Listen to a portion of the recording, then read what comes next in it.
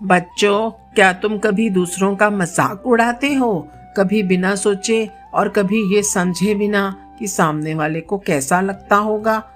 एक सुबह गुरुकुल में अर्जुन और नकुल को नदी से पानी लाने के लिए कहा गया।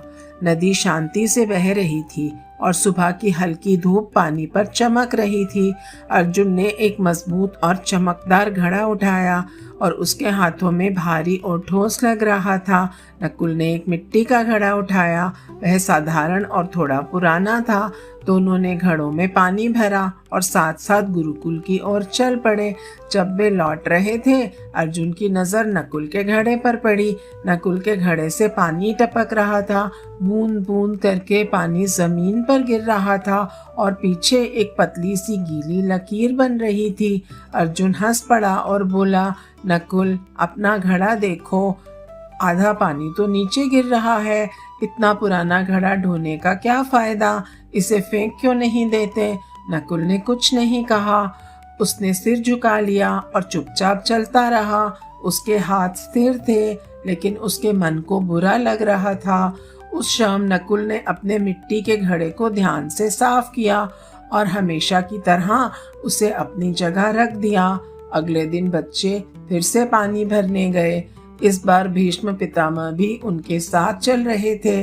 लौटते समय अर्जुन ने फिर देखा कि नकुल के घड़े से पानी टपक रहा है। वो हंसते हुए बोला, नकुल, इस टूटे घड़े को फेंक क्यों नहीं देते? देखो, फिर से पानी गिर रहा है।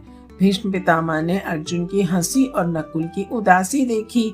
वे थोड़ी देर के लिए रुक गए और ध्यान से उस रास्ते को देखने लगे जिस पर नकुल चलता था। उस रास्ते पर छोटे छोटे फूल खिले हुए थे, पीले, गुलाबी और सफेद, ताज़ा, कोमल, जीवन से भरे।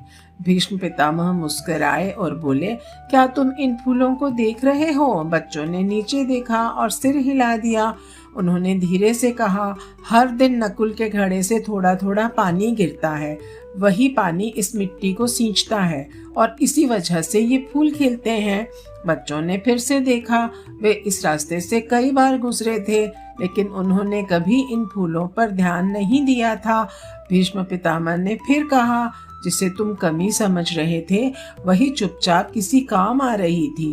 अर्जुन कुछ पल चुप रहा। उसने सिर झुकाया और नकुल के पास जाकर बोला, मुझे माफ कर दो, मैंने बिना समझे ही तुम्हारा मजाक उड़ाया। नकुल के मन में शांति भर गई।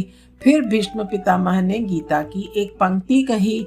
उन्होंने धीरे से कहा, पंडितः समदर्शिनः, अर्थात ज्ञानी लोग सबको समान दृष्टि से देखते हैं। उन्होंने आगे कहा, जब हम दूसरों का मजाक उड़ाते हैं या जल्दी फैसला करते हैं तो सबसे पहले अपने ही मन को चोट पहुंचाते हैं। तो बच्चों, ये बात याद रखना, कभी कभी जो कमी लगती है वो किसी के काम आ जाती है। तो कभी किसी का मजाक मत उड़ाओ। जो कमी लगती है वो शांति से ताकत भी बन सकती है। यही है जॉय ऑफ गीता।